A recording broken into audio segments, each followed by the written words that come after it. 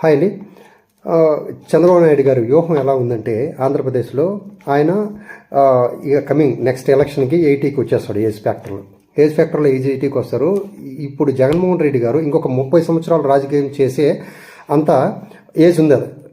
అయితే ఈ 5 ఇయర్స్లో ఇక్కడ జగన్మోహన్ రెడ్డి గారిని ఎవరంటూ ఆయనకి సపోర్టింగ్గా పెద్ద ఎమ్మెల్యేలు పెద్దరెడ్డి రామచంద్రారెడ్డి గారు కావచ్చు, బొత్స సత్యనారాయణ ఇలాంటి వాళ్ళందరినీ కూడా సరే కేసుల పరంగా ఇరికిచ్చేసి పార్టీని ఎంతమంది ఎమ్మెల్సీలు వస్తే అంతమందిని లాక్కునేసి నిర్వీర్యం చేయాలనేసి ఒక ప్లాన్లో ఉన్నారు. ఇది పరిపాలన చేద్దాం ఈ 5 ఇయర్స్లో అని లేదు.